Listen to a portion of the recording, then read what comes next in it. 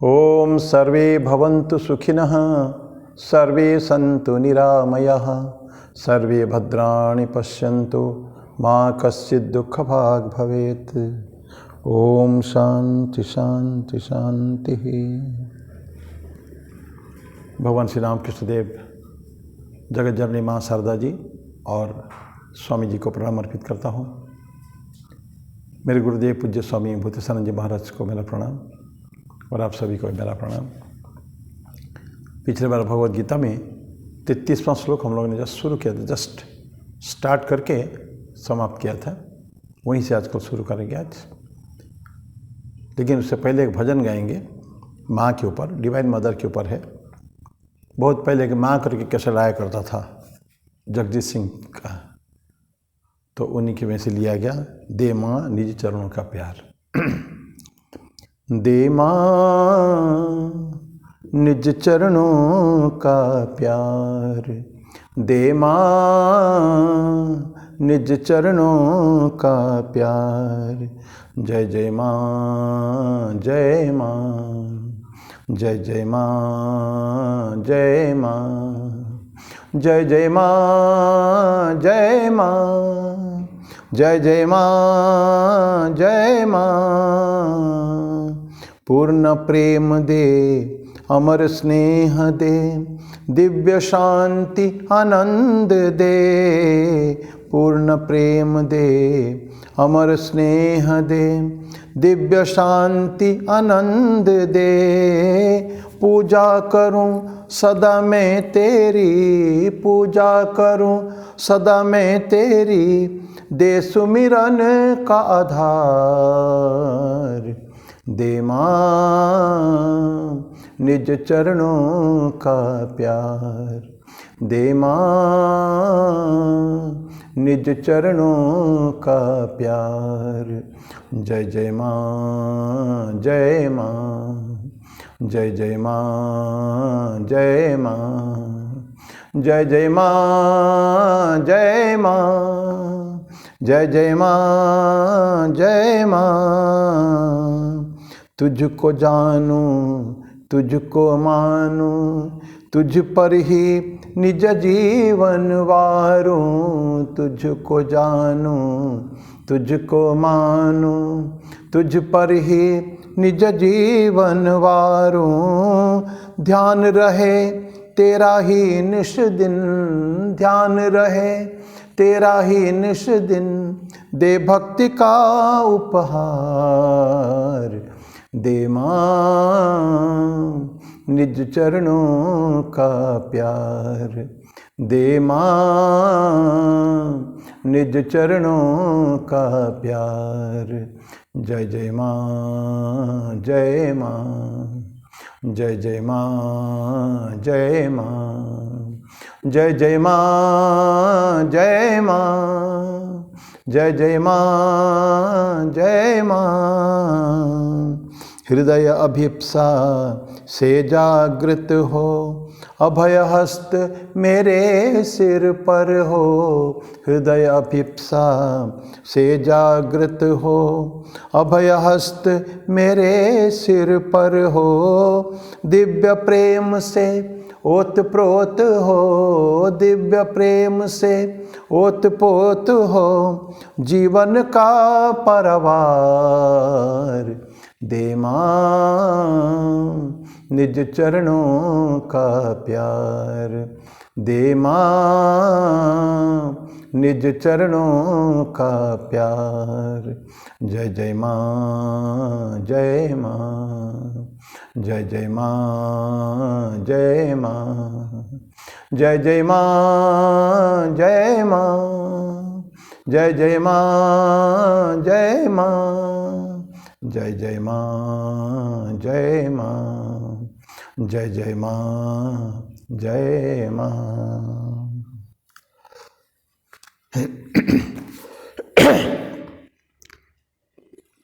तो अभी शुरू करते हैं श्लोक नंबर 10वां अध्याय विभूति योग हम लोग पढ़ रहे हैं। 33वां श्लोक। भगवान कृष्ण कहते हैं, अक्षराणाम अकारोस्मि द्वंद्व सामासिकस्य च हम एव अक्षय कालो धाता हम विश्वतमुख अक्षरणम अकारोस्मि। तो ये और द्वंद्व सामासिकस्य च ब्रह्मन ये मैनिफेस्ट भी है, अनमैनिफेस्ट भी है। मैनिफेस्ट होता अभिव्यक्त हो गया, जो अभिव्यक्त हो गया वो हमको दिखता है। वो ब्रह्मन का एक पोर्शन है, अनमैनिफेस्ट भी है। और इसमें नाद ब्रह्मन की बात आती है।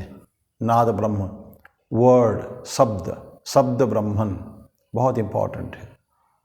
बाइबल में आता है ये, in the beginning was the word was with God and the word was God. शब्द से ही सब कुछ है। तो शुरू शुरू में ये जो है रियलिटी जो मैनिफेस्ट हुआ है, ये नाद ब्रह्मन हुआ है। और सारा जो यूनिवर्स जो विश्व हम देख रहे हैं, विश्व चराचर जो देख रहे हैं, ये सारे ब्रह्मन का ही मैनिफेस्टेशन है, ग्रॉस मैनिफेस्टेशन है। एक रूप देखते हैं, साकार रूप हम देखते हैं, और ये साउंड का ही है, साउंड रियलिटी का है वो। बस ये है। हम एक पदार्थ वर्ड यूज़ करते हैं, पदार्थ, पद उसका अर्थ, पदार्थ एक आइटम, एक कोई वस्तु को कहते हैं ना पदार्थ, ये एक पदार्थ है। तो पदार्थ को अगर हम तोड़ें, संधि विच्छेद करें, कहते हैं पद प्लस अर्थ। पद मतलब शब्द है और उसका एक अर्थ है। तो शब्द से सब कुछ आया है। फर्स्ट जो कुछ नहीं था, तब एक ओंकार नाद ब्रह्मन हमेशा था, ओम करके ऐसा था, ऐसा हमारा शास्त्र कहता है। तो पहले शब्द ही था, ये ओम है। तो ये सारे जो शब्द है जो ईश्वर को सूचित करते हैं, उसमें सबसे इम्पॉर्टेंट है ओम है। ओम एक अक्षर है, तो ओम एकाक्षरम ब्रह्म ऐसा बोला जाता है। बहुत सारे उसमें आपके नचिकेता का कठोपनिषद में आया है, गीता भी आया है। तो एकाक्षरम ब्रह्म यहाँ भी बोलते हैं। और लेकिन ये ओम जो है, ओम है अ ओ म से शुरू होता है। इंग्लिश में लिखे AUM, ये दिस थ्री बहुत बड़े उसका एक्सप्लेनेशन है। अ क्या किसके लिए, किसको रिप्रेजेंट करता है, और ऊ किसको करता है, म किसको करता है। लेकिन सबसे पहले अ है, और हमारे वर्णमाला में भी सबसे पहला अक्षर जो है ये अ ही होता है। तो उसी से ही उसको जो मॉडिफाई होता है, तो उसको जब परिवर्तन करते हैं, एक को परिवर्तन करने पर बहुत सारे ऐसे शब्द और निकलते हैं। इसे शुरुआत क्या होता है, ये अ होता है। तो भगवान कृष्ण बोलते हैं कि जो फर्स्ट लेटर अ है, ये होता है कि ब्रह्मन के साथ है। ये ब्रह्मन ए का ही एक ए और शब्द जो है, अ शब्द जो है, अकार ब्रह्म अक्षरणम अकारोस्मि, अकार यही से शुरू होता है। उकार भी है, मकार भी है, ये तीनों होने पर ही ओम बनता है। लेकिन फिर भी भगवान कृष्ण कहते हैं कि शुरुआत अ से है, तो मैं अ है, मेरा जो मैनिफेस्टेशन जो है ये अ है। तो ये अक्षरणम अकारोस्मि। दिन बोलते द्वंद्व सामासिकस्य च, समास होता है, द्विगु समास होता है, तत्पुरुष समास होता है, एक द्वंद्व समास होता है।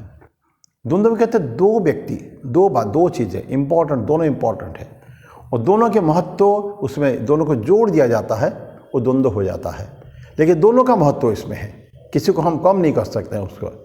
जैसे संस्कृत में है रामः च श्यामः, या रामः श्यामः च, हम लेंगे राम और श्याम ये लेते हैं, या राम और कृष्ण, राम अलग है, कृष्ण अलग है, दोनों ही महान हैं। तो हम दोनों को जोड़ेंगे, समास में जोड़ेंगे, द्वंद्व समास हो जाएगा। राम कृष्णौ, ये द्विवचन हो जाता है। बालक शब्द का द्विवचन करते हैं ना, बालकः बालको बालकः, बालको द्विवचन। यहाँ दोनों की क्योंकि जोड़ा जाता है, इसको रामः कृष्ण, राम कृष्णौ कर देते हैं। रामः नहीं रहेगा, कृष्ण भी नहीं रहेगा, तो राम कृष्ण हो जाता है, दो शब्दों को जोड़ दिया। ये एक भगवान कृष्ण का कहना है कि दोनों को जोड़ते हैं, कितने को जोड़ें, और लेकिन किसी का महत्व घटे ना, इंपॉर्टेंस किसका घटे ना, तो बोलता है कि मैं वही हूँ, द्वंद्व हूँ मैं। तो बस ये ऐसे राम और कृष्ण कर दिया। इस तरह के बहुत और उदाहरण आएगा। तो द्वंद्व सामासिक समास की बात है। देखो संस्कृत को भी भगवान कृष्ण ने अपने अंदर ले लिया है। अहम एव अक्षय कालो, अक्षय कालो। तो जैसे हम माने काल अलग अलग टाइप होता है ना, जिसका एक बिगिनिंग होता है कि एंड होता है, अंत भी होता है। एक मिनट 1 घंटा या 15 मिनट, ये एक पर्टिकुलर एक क्वांटिफाई हम करते हैं, उसको परिमाण उसको देते, 15 मिनट के अंदर ये काम हो जाना चाहिए। ये अभी शुरू होता है 4:50 पर शुरू होगा तो 5:05 पर ये समाप्त हो जाना चाहिए। तो ये एक हमने क्वांटिफाई कर दे दिया। तो उसका एक बिगिनिंग है, एक एंड है, हर एक का, 1 घंटे का भी, 1 दिन का भी, 1 वर्ष का भी और 1 युग का भी। तो युग का भी जैसे कलि युग 4,32,000 साल का है, पर है शुरुआत कहीं भी हुआ है, फिर 4,32,000 साल में कलिकाल समाप्त हो जाएगा, फिर 8,64,000 साल उसके बाद द्वापर युग से होगा, फिर 12,96,000 साल उसके बाद सत्ययुग का 3 गुणा त्रेता युग, और 17,28,000 साल ये आपका सत्ययुग होगा। तो इस तरह की कली, द्वापर, त्रेता और सत्य, ये चारों युग मिलके 43,20,000 साल होते हैं। लेकिन फिर भी और इस तरह का 71 चतुर्युगी, और उसके बाद पर एक मनवंतर होता है, 71 चतुर्युगी एक मनवंतर होता है, एक मनु बदलते हैं। फिर इस तरह के 14 मनवंतर मिलके एक कल्प होता है। ये सब बहुत बड़े बड़े हमारे एस्ट्रोनॉमिकल कैलकुलेशन है ये सब। लेकिन फिर भी इसका एक सभी का एक बिगिनिंग है, सभी का एक अंत है। तो लेकिन भगवान कृष्ण बोलते हैं कि मोमेंट वाला नहीं है, लेकिन जो टाइम, अगर काल को ले, काल इटसेल्फ, पहले भी काल के बारे में हम लोग पढ़ चुके हैं, तो टाइम इटसेल्फ समय ही है, जिसका कोई मिनट घंटा हम डिफ्रेंशिएट नहीं करेंगे, वो तो महाकाल है, उसका कोई आदि भी नहीं, कोई अंत भी नहीं है। तो उसको हम क्वांटिफाई नहीं कर सकता, हम इसको क्या कहते हैं हम लोग, उसको महाकाल बोलते हैं वो। तो महाकाल, काल काल महाकाल, भगवान शिव को महाकाल बोलते हैं। शिव का कोई अंत नहीं होता है, भगवान शिव का अनंतानंत है, सब बोलते हैं कि। तो ये सब वही कैलकुलेशंस में आता है। 1 साल ब्रह्मा के कितना, 1 साल विष्णु का, फिर 1 साल शिव का सबसे ज़्यादा लंबा उनका है। तो ये इसे शिव को मैं कल्पना नहीं कर सकता हम लोग, उसको इतना अनंत है वो। तो बोलते हैं कि अहम एव अक्षय कालो और धाता हम विश्वत मुख। तो भगवान जो है खुद ही सब कुछ तो हुए हैं, मल्टीट्यूडिनस जो हम यूनिवर्स देख रहे हैं, यूनिवर्स ये जो विश्व में देख रहे हैं, विश्व चराचर देख रहे हैं, ये सब तो भगवान की मैनिफेस्टेशन है, ईश्वर की तो अभिव्यक्ति है। वही तो अपने विभिन्न रूप धारण किए हैं, करके हमारे सामने आए हैं। ये तो हम जान रहे हैं, हम बारम्बार पढ़ रहे हैं। तो प्रत्येक जो है उसमें अपना अपना कर्म का फल भोग रहा है। प्रत्येक, इसमें कोई ये जो बातें हैं, इसमें कोई डिविएशन नहीं हो सकता कोई। तो ऐसा है, सब पक्का है, उनका सबको अपना अपना कर्म का फल भोगना पड़ेगा। और ईश्वर से सृष्टि हुए हैं, ईश्वर के अंदर है, लेकिन सब अपना अपना कर्म खुद भोग रहे हैं। तो उसको कौन देने वाले हैं, डिस्पेंसर कौन है उसको, इस फल को देने वाले ईश्वर ही है। तो इसलिए बोलते हैं कि धाता हम, मैं धाता हूँ, धाता हूँ तो डिस्पेंसर, मैं देने वाला हूँ, मैं सबको बांटता हूँ, जो डिस्ट्रीब्यूट करता हूँ क्या क्या है, जिसको जो प्राप्य है वो प्राप्य मैं दे रहा हूँ, धाता हूँ। और विश्वत मुख, भगवान कृष्ण, भगवान ईश्वर जो है सर्वत्र विद्यमान है, हर जगह है, कण कण में व्याप्त है। कोई ऐसा कण नहीं है, कोई स्थान नहीं है जहाँ ईश्वर का वास न हो, हर जगह है। तो ये जैसे दूध में मक्खन है, एक कहानी ऐसे आती है, पूछा गया था, राजा ने पूछा था ईश्वर कहाँ रहते हैं। तो वो एक लड़की, उसका जो सभासद थे, उसने तो परेशान हो गए थे, उत्तर नहीं दे पा रहे थे। उसके लड़की ने आके बोला मैं उत्तर दूंगी। तो फिर पूछता है मेरे को थोड़ा दूध चाहिए, दूध ला के देते हैं, दूध का पात्र। तो राजा को पूछते, राजा तुमको इसमें क्या दिखता है? बोले कि दूध दिखता है। तो लड़की पूछती है दूध के अलावा और कुछ नहीं दिखता है? नहीं, मेरे कुछ नहीं दिखता है। तो लड़की बोलती मुझे तो इसमें मक्खन भी दिखता है, लेकिन ये हमको आँखों से नहीं देख सकते हैं, इसको अंदर मथेंगे हम, इसी से मक्खन निकलेगा, तो मक्खन इसमें है। लेकिन उस कण कण में व्याप्त दूध के हम कह नहीं सकते हैं कि दूध में कहाँ मक्खन है और कहाँ नहीं है, सारा दूध में ही मक्खन है चारों तरफ। उसी तरह का ईश्वर कण कण में है, ईश्वर सारे सृष्टि के कण कण में है, उसमें हम फर्क नहीं कर सकते कहाँ है और कहाँ नहीं है। तो भगवान कृष्ण, भगवान जो है सभी जगह है, तो इसलिए सभी जगह है, तो इस फेसिंग ऑल साइड्स। विश्वत मुख बोलते हैं, विश्वत, दक्षिण मुखी या पूर्व मुखी या पश्चिम मुखी, उत्तर मुखी, ऐसा नहीं है। विश्व चारों तरफ भगवान देखते हैं। ऐसा तो फिर बोले हम तो दो ही आँखें हैं, एक फेस है, तो ये तो मैनिफेस्टेशन जो है अवतार में देखते हैं, व्यक्ति में देखते हैं कि उसको एक व्यवहार के लिए एक दो आँखें दी गई है और उसका एक चेहरा है, उसका मुंह है, ऐसा दिया गया है। देखिए जो ईश्वर का तो कोई वो नहीं है, आदि अंत तो नहीं है, उनका तो कोई चेहरा क्या है कौन जानेगा। दिखाया जाता है हमको दिखाने के लिए कि विष्णु भगवान विष्णु का भी दो ही आँखें हैं, एक नाक है, दो हाथ है, भगवान शिव का वही दिखाते हैं। लेकिन एक्चुअली भगवान शिव जो है क्या रूप है, तो हम तो इसको कल्पना भी नहीं कर सकते हैं। ईश्वर का रूप ये तो कल्पना नहीं कर सकते हम। वो चारों तरफ देख रहे हैं, तभी देख के ही सब कुछ वो डिस्ट्रीब्यूट कर रहे हैं।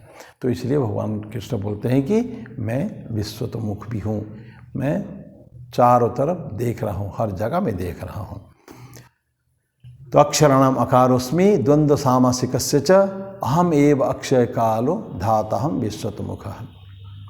नेक्स्ट 34वां श्लोक में बोलते हैं मृत्यु सर्वहरश्चाहम उद्भवश्च भविष्यताम कीर्ति श्रीवाक्च नारीणाम स्मृति मेधा धृति क्षमा। सेकेंड लाइन में कुछ नारियों के गुण यहाँ वर्णित किए गए हैं। लेकिन पहला में मृत्यु सर्वहरश्चाहम, मृत्यु मैं मृत्यु, आई एम डेथ। जन्म भी देता हूँ लेकिन मैं मृत्यु भी हूँ, मैं लेता हूँ। हम जानते हैं ना भगवान ईश्वर हमको जन्म भी देते हैं, पालन भी करते हैं। तो सृष्टा, पालनकर्ता और संहारकर्ता तीनों हैं।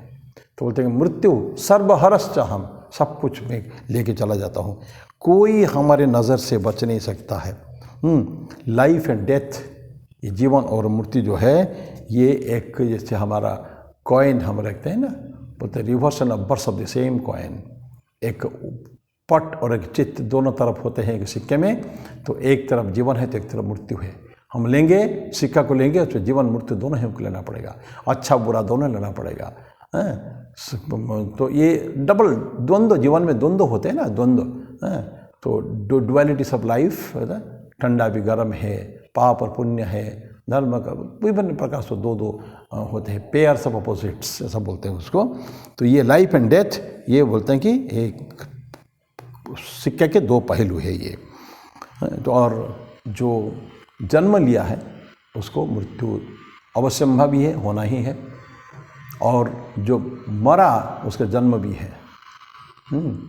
तो जातस्य ही भगवान कृष्ण पहले बोले हैं, जातस्य ही ध्रुवर मृत्यु ध्रुवम जन्म मृतस्य च तस्मात्, ये सेकंड चैप्टर के है, तस्मात् अपरिहार्यर्थे न तुम शुचितुम अर्हसि।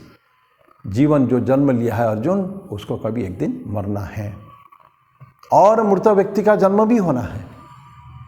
तो ऐसे ही जो अपरिहार्य है, जो इनएडवर्ट जो होना ही है, उसको कोई अन्यथा नहीं हो सकती बातों में। तो उस बातों को तो शोक करके क्या फ़ायदा है, चिंता क्यों करते हो, तो होना ही होना, सबको जाना है एक बार। तो ये अर्जुन धीरे धीरे जो सबका ज्ञान देते हैं भगवान कृष्ण, ऐसा 17 अध्याय देने के बाद जाके अर्जुन समझता है जाके अंत में यस। तो पहले भी हम पढ़े हैं और आगे चल के 18वां अध्याय में पढ़ेंगे भगवान कृष्ण जो प्रश्न अंतिम, भगवान कृष्ण जो अंतिम वाणी है 18वां अध्याय में लास्ट में, उसके बाद भगवान कृष्ण नहीं बोले हैं, फिर संजय बोले हैं कच्चित एतत् श्रुतम पार्थ त्वया एकाग्रेण चेतसा कच्चित अज्ञान सम्मोह प्रणष्टस्ते धनंजय। तुमने अर्जुन मेरी बातों को जितना बोला मैंने तुमको, सब तुमने सुना होगा, सुना है क्या, और मैं जो सुना है उसको कुछ समझा है क्या, हृदयंगम कुछ हुआ है क्या, और अगर ऐसा हुआ है क्या तुम्हारा मोह नष्ट हुआ। कच्चित अज्ञान सम्मोह प्रणष्टस्ते धनंजय, तुम्हारा जो था अज्ञान था, सम्मोह था, मोह डेल्यूजन, क्या वो नष्ट हुआ, ऐसा पूछते हैं। अर्जुन बोलता है, अर्जुन का भी अंतिम वाणी है भगवान उसमें गीता में, यस नष्ट मोह स्मृति लब्धा तत्प्रसादात् मया अच्युत स्थितोस्मि गत संदेह करिष्ये वचनम तव। यस नष्ट मोह, मेरा मोह नष्ट हो गया, स्मृति लब्धा में I got my memory back, मेरा स्मृति मुझे मिल गई, भूल गया था अभी मैं सब कुछ। स्मृति लब्धा किससे हुआ है, तत्प्रसादात्, तुम्हारी प्रसाद से, तुम्हारी इच्छा, तुम्हारी वो आशीर्वाद से सब हुआ है। मया अच्युत, स्थितोस्मि गत संदेह, अब में संदेह नहीं, गत संदेह, संदेह सारे सब समाप्त हो चुके हैं मेरे, नो डाउट्स, ये कि वो करना है कि वो करना, टू डू दिस और दैट नहीं, स्थितोस्मि गत संदेह करिष्ये वचनम तव, and gives A promise, yes, अब तुम जैसे कहोगे मैं ऐसे करूँगा। और भगवान कृष्ण अनंत बार बोल चुके हैं पहले, युद्ध करो, माँ मनुस्मर युद्ध, युद्ध करो युद्ध करो युद्ध करो, अनंत कितने बार बोल चुके गीता के अंदर, युद्ध करो बोल चुके हैं, आप बोलते हैं करिष्ये वचनम तव। ऐसा बोले कि भगवान कृष्ण के, तो वही मैं कहाँ से शुरू किया था कि भगवान कृष्ण बोलते हैं कि जब मैं मृत्यु हूँ सर्वहरश्चाहम, तो ये जरूरी है, तो भगवान के ग्रेस भी पाना जरूरी है। और ग्रेस कैसे आता है, जो उसके तरफ जाता है, मन को ठीक ठीक लगाता है, जो उसी के लिए को ग्रेस आता है, भगवान के कृपा जो है।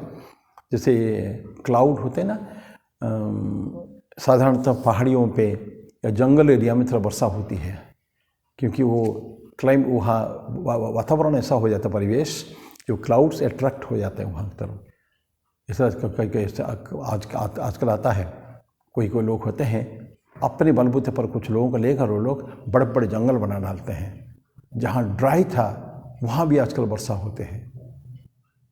तो कैसे होते हैं, जंगल के अंदर, फॉरेस्ट में बरसात होते हैं। सिमिलरली पहाड़ी के ऊपर टक्कर खा के वो बादल जो है वहाँ भी वर्षा होते हैं। तो इस तरह जैसे जंगल के अंदर आते हैं, तो उसी तरह का लॉर्ड का फॉर्म जो है वो भगवान से हम लोग को मिलेगा, प्रॉस्पेरिटी, उनके आशीर्वाद, उनके कल्याण उनसे प्राप्त होगा। कैसे होगा, जब हम लोग को अपने आप को उस लायक बनाएं। उसको भगवान किसके दे दे, ईश्वर देंगे, देने के लिए बैठे हैं, लेकिन to whom he will give, किसको देंगे वो। नेचुरली जिसने साधना की, जिसने अपने उसको ईश्वर के लायक बनाया कि यस, तो मुझे मिलना चाहिए, मिलना चाहिए, तो उसको बोलने की आवश्यकता नहीं है, सिर्फ वो अपना साधना में रत रहे तो ईश्वर की कृपा उसके ऊपर मिलेगी ही मिलेगी। ये है। तो मृत्यु सर्वरश्चाहम उद्भवस्य भविष्यताम, बताएंगे आगे जो उद्भव मतलब मैं प्रॉस्पेरिटी हूँ, प्रॉस्पेरिटी, मैं संपत्ति हूँ। उद्भव किसके लिए, भविष्यताम, जो होने वाले हैं, जिनको चाहिए भविष्य में जो अच्छा होने वाले हैं, मैं उसके लिए प्रॉस्पेरिटी हूँ। मेरे पास सब कुछ है, पर किसको दूंगा मैं, जो होना चाहता है। कौन होना चाहता है, प्रॉस्पेरिटी मतलब क्या, धन संपत्ति, धन संपत्ति भी भगवान देते हैं, लेकिन विशेष करके वो धन जो सबसे महान धन है वो है आध्यात्मिक धन। आध्यात्मिक धन का ईश्वर देते हैं किस किस को, जो साधना में रत है, जो अपने आप को उस लायक बना दिया है, इसको ईश्वर देते हैं। तो इस बात के उद्भवश्च भविष्यताम। और कीर्ति श्री वाक् च नारीणाम स्मृतिर मेधा धृति क्षमा। तो कीर्ति, फेम, प्रसिद्धि, 7 उदय रहे हैं जो महिलाओं की विशेषकर क्वालिटी, ऐसा नहीं कि पुरुषों की नहीं है। क्या, कीर्ति, श्री, श्री मतलब फॉर्चून, भाग्य, बहुत ऐश्वर्य है। श्री, वाक, उनकी वाणी, वाणी की शक्ति, नारियों के, स्मृति, उनके मेमोरी, मेधा, इंटेलिजेंस, बुद्धि, मेधा मतलब बड़ा बुद्धि, प्रचंड बुद्धि है। मेधा, धृति, धृति मतलब बड़ा स्ट्रॉन्ग, फोर्टिट्यूड जिसको कहते हैं कि बिल्कुल अड़िग रहना उसके ऊपर, ये हो जाएगा, होता है मेमोरी, स्पीच, कंस्टेंसी, जो सोच लिया वो करना है, दैट इज कॉल्ड धृति। अपने जो डिसीजन, निर्णय के ऊपर रहना, पक्का रहने का है। कंस्टेंसी, पर्पस, और बोलते हैं कि फॉरबियरेंस, क्षमा, क्षमा, फॉरबियरेंस मतलब क्या होता है कि सहनशीलता भी होता है। क्षमा का एक अलग गुण होता है कि सहनशीलता। मैंने क्षमा कर दिया, जाओ, मेरे ऊपर तुमने कष्ट दिया, तकलीफ दी मेरे को, लेकिन मैंने तुमको क्षमा कर दिया। क्यों, मैंने सहन कर लिया, उसको रिएक्ट नहीं किया। तो ये नारियों की क्वालिटी, सातों बोलते हैं कि नारियों की क्वालिटी है, पुरुषों में भी क्वालिटी है, लेकिन विशेष करके ये जो क्षमा करने की जो प्रवृत्ति है, पुरुष से ज़्यादा नारियों में है। वाक में जो मधुरता जो है, जो अमृत, जो जैसे वाणी में जो माँ की जो बातें और पिताजी की बातों में फ़र्क होता है। हम माँ शारदा की बातें सुनते हैं, ठाकुर की बातें सुनते हैं, दोनों महान प्रेमी थे, लेकिन फिर भी माँ की बात कुछ अलग है। इसलिए साधु नाग महाशय एक बार बोलते हैं, पिताजी से माँ ज़्यादा दयालु है, पिताजी से पिता से माता ज़्यादा दयालु है। कौन? माँ शारदा। तब ठाकुर नहीं है, ठाकुर जा चुके हैं। तो साधु नाग महाशय बोलते हैं बापेर थे के माँ बेसी दयालु। तो ये माँ, तो ये जो पैशन, जो क्वालिटीज़ जो है, लव एंड अफेक्शन जो है, ये सब नारियों में है। तो कीर्ति महिमा है, कीर्ति पुरुषों में भी है, नारियों में भी है। लेकिन भगवान कृष्ण ने उनको कुछ ऐसे गुण उन्हें बताया कि ये गुण विशेष करके नारियों में होता है। फेम, कीर्ति, फॉर्चून, भाग्य। भाग्य को तो हम माँ लक्ष्मी हुई, जो भी है, ये सब नारी शक्तियाँ ही है। ये फॉर्चून है, भाग्य है। स्पीच हो गया, मेमोरी में, तो स्मृति शक्ति भी नारियों में ज़्यादा। इस तो नारियों के गुण ही बताए जाते हैं। बुद्धि, मेधा, बहुत तीक्ष्ण बुद्धि होती है उनकी। और बाकी बोल दिया में क्षमा, धृति, उपशमन, ये सब महिलाओं की क्वालिटीज़ हैं। तो क्यों? उनके जो टेंडरनेस है ना, माताओं की एक नरम प्रकृति होती है ना, तो उसके कारण ये सब होता है कि इसका ऊपर बहुत जल्दी वो लोग रिएक्ट नहीं करती हैं, सहन कर लेती हैं, क्षमा कर देती हैं। माँ है ना, तो बच्चा कितना भी कष्ट दे माँ को, तो माँ उसके ऊपर बहुत ज़्यादा नहीं करती है। ठीक है, मेरा बच्चा है, कितना भी गंदगी कर रहा है, सब कुछ कर रहा है, सब उसको साफ सुफ करती है चुटपन से। लेकिन आगे चल के भी जब बच्चा जो बड़ा भी हो जाता है, तभी भी माँ के लिए बच्चा कभी बड़ा नहीं होता है। For a mother child is a child, हमेशा। ये जैसे नेचुरल क्वालिटी महिलाओं की होती है। तो ऐसा बोलते हैं कि ये सब माताओं की ग्रेस के कारण होता है। तो डिवाइन ये सब जो जहाँ होती है, ये 6-7 गुण जो है, कीर्ति, श्री वाक्च नारिणम, स्मृति, मेधा, धृति और क्षमा। तो क्षमाशीलता, विशेष करके क्षमाशीलता माँ में विशेष करके होती है, मदर्स में। एंड केयरिंग, स्नेह करना और यत्न लेना। मैनेजमेंट में मदर्स मैनेजमेंट पढ़ाया जाता है। मैनेजमेंट में mothers can be very good managers घर में जो है, बिकॉज केयरिंग एंड शेयरिंग। तो बहुत यत्न लेने का है, सभी को प्यार से खिलाना पिलाना, सब कुछ करने का है। तो ये जो उनका गुण है, उस गुण के कारण ही है ये। भगवान कृष्ण बोलते हैं कि जहाँ है तो यहाँ डिविनिटी है, दिव्यत्व यहाँ स्पष्ट रूप से है, जहाँ नारियों में ये क्वालिटीज़ होते हैं। तो कीर्ति, श्री वाक्च नारिणम, स्मृति, मेधा, धृति, क्षमा। भगवान रामकृष्ण देव माँ के ऊपर बहुत सुंदर बातें करते हैं। माँ डिवाइन मदर बोलते हैं कि जो कस्मिक मदर, जो विश्व जननी जो है, विश्व जननी, वो अगर चाहेगी, माँ भवानी जो कह सकते हैं, तो वो अगर नहीं चाहेगी, ईश्वर का दर्शन करना मुश्किल है। उनका एक रिवीलिंग पावर होता है। इसलिए कई बार देखेंगे जो पुरुषों को, माने कोई काम करने से पहले शक्ति की उपासना करते हैं। भगवान कृष्ण जब आता है, सुदामा पूरी बनाने के लिए बोलते हैं। ऐसा और भी कहानियां हैं, सुदामा पूरी बनाने के लिए बोलते हैं ना, किसको? उनके देवशिल्पी को। तो देवशिल्पी को बोलते हैं तुम जाके सुदामा के लिए, सुदामा जो भगवान कृष्ण के पास मिलने गया था, वापिस जा रहे हैं, जब पहुंचेंगे तब तक विराट बड़ा वो शहर नगर बन चुका होगा, उनका घर भी बहुत सुंदर हो जाएगा। तो जब देवशिल्पी जो है, विश्वकर्मा, बनाने से पहले वो शक्ति को उपासना करते हैं। माँ तुम्हारी आशीर्वाद के बिना ये नहीं हो पाएगा, ये भगवान कृष्ण का आदेश है मुझे करने के लिए, लेकिन तुम्हारी शक्ति चाहिए। तो माँ उसको आशीर्वाद करती है। ऐसा और भी जगह है शक्ति की उपासना। तो रामकृष्ण तो विशेष कर कहते हैं उनका विद्या माया जो है, ये विद्या माया ईश्वर की माँ, डिवाइन मदर की जो माया है, उसको विद्या माया बोलते हैं, रिवीलिंग पावर बोलते हैं उसको, रिवीलिंग पावर, दिखा देने का सब कुछ। तो ये जब तक नहीं होगा, कौन बोलते हैं कि ब्रह्मन को जान सकता है? ब्रह्मन को जानने के लिए अपने को शक्ति को जानना पड़ेगा, उनकी उपासना करना पड़ेगा। उनकी आशीर्वाद के बिना ब्रह्म ज्ञान नहीं होना है। तो दिस वॉज 34th। 35th, बृहत्साम तथा समनाम गायत्री छंदसामहम मासानाम मार्गशीर्षोहम ऋतूनाम कुसुमाकरः। सामवेद के बारे में बोलते हैं, बृहत्साम तथा समनाम। सामवेद पहले भी भगवान कृष्ण इसी में बोल चुके हैं, वेदानाम सामवेदोस्मि। अभी उसी को थोड़ा और डिटेल में बोलते हैं। सामवेद के बारे में फिर बहुत सुंदर वेद है वो। वेद तो ऋग्वेद सबसे पुराना है, उसके बाद यजुर्वेद है, फिर सामवेद है। लेकिन सामवेद क्या है? It's set to music.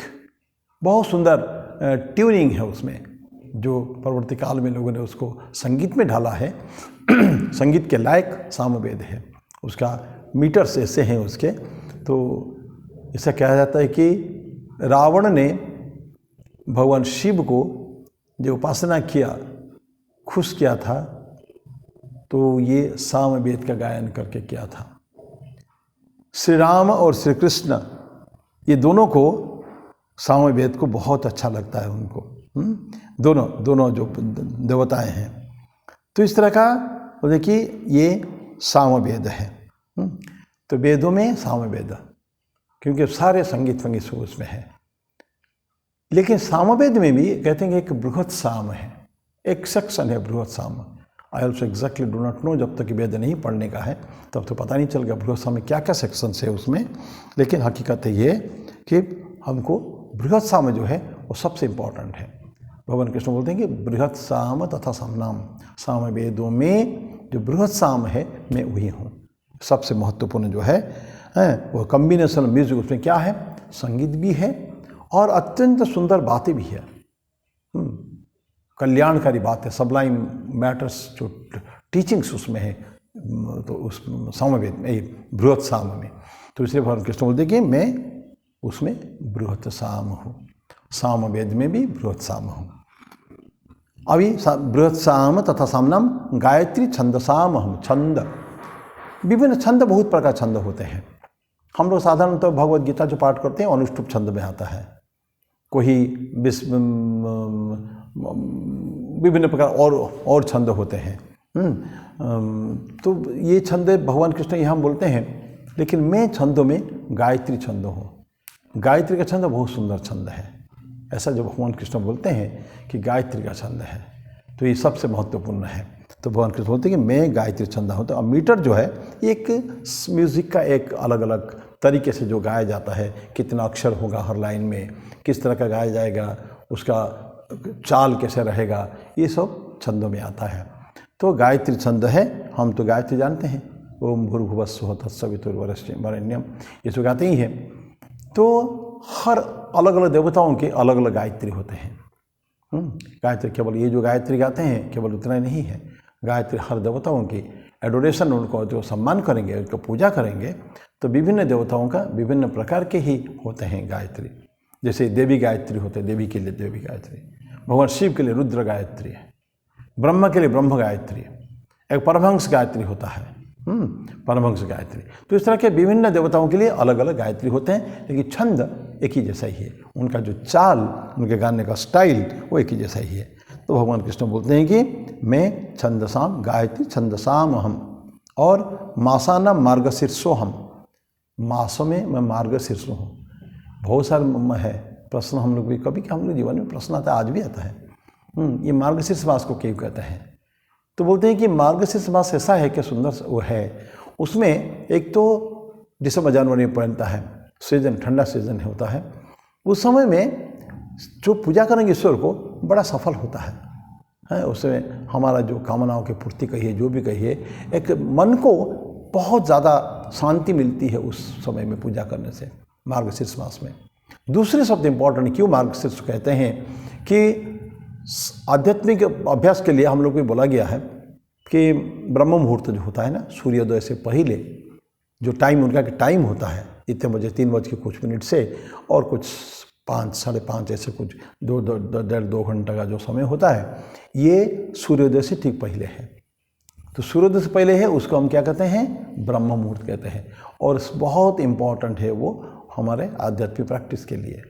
और कहते हैं कि दिसंबर जनवरी में ये जो समय जो है वो ठीक सूर्योदय से पहले पड़ता है, जो ब्रह्म मुहूर्त के लिए है। तो बड़ा सही समय है, उस समय में करेंगे, उसके बाद सूर्योदय हो जाएगा। तो इसके लिए मार्गशीर्ष मास, और दूसरा है मार्गशीर्ष मास में कोई भी पूजा अर्चना कोई भी करेंगे वो सब हमारे मन को शांति देने वाली होती है, सफल काम होता है वो। तो ये हमारे भगवान कृष्ण बोलते हैं कि तो मासानाम मार्गशीर्षोहम है, और ऋतुनाम कुसुमाकर है। कुसुमाकर मतलब वसंत ऋतु बोलते हैं कि वसंत ऋतु। वसंत ऋतु क्यों कहते हैं? ठंडा मौसम में देखें न, शीत के बाद वसंत आता है ना, ये अभी होली आ रहा है ना, ये वसंत उत्सव होने वाला है, आ चुका है, अभी वसंत उत्सव आ चुका है। ठंडी में बड़ा फ्रीज हो जाता है सब, ये पेड़ पौधे भी सूख जाते हैं बहुत सारे जगह में, बर्फ़ चारों तरफ रहता है। लेकिन जैसे जैसे बर्फ़ पिघलता है, और मैं बहुत ठंडी जगह की बात कर रहा हूँ, बर्फ़ पिघलता है, ठंडी कम होती है, एक बहुत सुंदर एक वातावरण बनता है, अत्यंत आनंदमय वातावरण बनता है, और चारों तरफ हरियाली फिर छा जाता है, बिल्कुल पल्लवित हो जाते हैं, वृक्ष पल्लवित हो जाते हैं। ये बसंत ऋतु की है। इसे बसंत ऋतु में बहुत सुंदर सुंदर उत्सव भी होते हैं, जिसमें हमारा होली एक उसमें है, बसंत उत्सव। कहते हैं कि भगवान बुद्धदेव जो है, बुद्धदेव की पिता शुद्धोदन, वो उनका एक राज्य में बसंत उत्सव होता था, बहुत सबसे महत्वपूर्ण उत्सव बसंत उत्सव, उसमें जाते थे। सिद्धार्थ को कभी जाने को परमिशन नहीं था, लेकिन एक समय आया, ये विधि का विधान कह सकते हैं, सिद्धार्थ को एक समय में जाना पड़ा। जाने से पहले पिताजी ने सारी व्यवस्था कर दी थी, मेरा पुत्र को कोई दुख कष्ट का सामना न करना पड़े। देखे ना, इंसान का दुख जो होता है, कोई तकलीफ में है, कष्ट में है, ये मेरा बेटा न देखे, ताकि मन में वैराग्य की भावना उद्दीपित न हो, ऐसा इस भावना से। लेकिन विधान को कौन टाल सकता है? देखा उन्होंने, और 4 बातें देखी, देखने के बाद उन्होंने मन में कल्पना किया हमको अभी छोड़ के जाने का है। ये तो हम इतिहास में पढ़े हैं।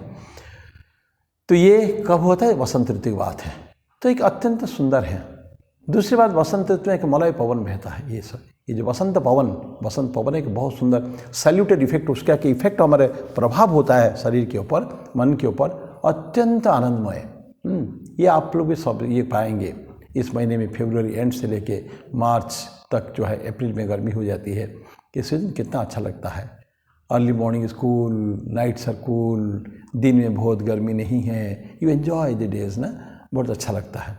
तो अब बोलते हैं ऋतुनाम कुसुमाकर हम दें, क्या बोलते हैं? बृहस्साम तथा समनाम गायत्री छंदसाम हम मासानाम मार्गशीर्षोहम ऋतुनाम कुसुमाकर। ऋतुओं में 6 ऋतु होते हैं, ग्रीष्म, वर्षा, शरत, हेमंत, शीत, बसंत। तो ऐसा 6 में से, लेकिन मैं हूँ वसंत ऋतु, क्योंकि सबको आह्लादित करने वाला हो, आनंद देने वाला हो। तो ये जो मलय पवन की बात कहते हैं, ठाकुर बोलते हैं ये वसंत पवन जिसके ऊपर लगेगा वो चंदन हो जाता है। रामकृष्ण देव कहते हैं वसंत की पवन, मलय पवन, इसको तो मलय पवन जिसको टच करेगा वो कोई पेड़ को टच करेगा और चंदन हो जाएगा। मतलब पेड़ को टच करेगा तो चंदन हो जाएगा। तो हम लोग सब हमेशा मलय पवन नहीं होता है, हर जगह नहीं भी होता डेफिनेटली, तो सारे पेड़ मलय पवन हो जाते हैं। तो कुछ कुछ पहाड़ियों में है। हम लोग कोयम्बटूर गए थे, वहाँ एक मलय मारुत करके है, एक पहाड़ी है, बोलते हैं कि वहाँ खूब मलय पवन चलता है। पता नहीं, सभी तो चंदन तो दिखाई नहीं मैंने वहाँ, जो भी है नाम उसका पहाड़ी कैसा है, मलय मारुत मलय या मलय मारुत कुछ ऐसा कुछ था। तो मलय पवन है। ठाकुर बोलते हैं जो भी प्लांट में लगेगा मलय पवन वो चंदन हो जाता है, सिर्फ बांस और सेमर को छोड़कर। कुछ डिस्टिंक्शन है। तो अगेन सभी बराबर नहीं होते हैं, लेकिन यह है वसंत ऋतु की महिमा। भगवान कृष्ण बोलते हैं कि ऋतुनाम कुसुमाकर, फ्रेश लाइफ चारों तरफ आता है। 36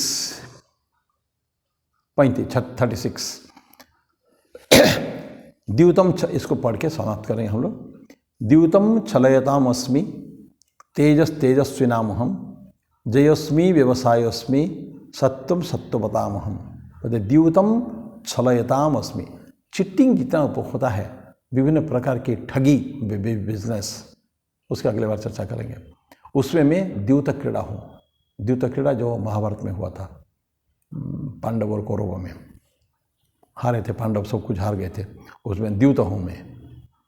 तेजस तेजस्वी नाम हम, तेजस्वियों में मैं तेज हूँ, वो जो तेज जो है ब्रिलियंस, ये सब में ही हूँ। और जयोस्मी व्यवसायोस्मी, मैं जय भी में हूँ, विजय विक्ट्री भी मैं ही हूँ, व्यवसाय भी मैं ही हूँ, व्यवसाय एफर्ट्स, गुड एफर्ट्स, अच्छी दिशा में अच्छे फल प्राप्त करने के लिए, अच्छे कर्म को अंजाम देने के लिए हमको एफर्ट्स करना पड़ता है, वो व्यवसाय उसमें। और सत्यम सत्यपताम हम, जो सत्यवान व्यक्ति होते हैं, जो धार्मिक व्यक्ति होते हैं, उससे सत्वगुण में हूँ। 3 गुण का कम्बिनेशन होता है ना, सत्व रजस और तमस, तो मैं सत्वगुण हूँ।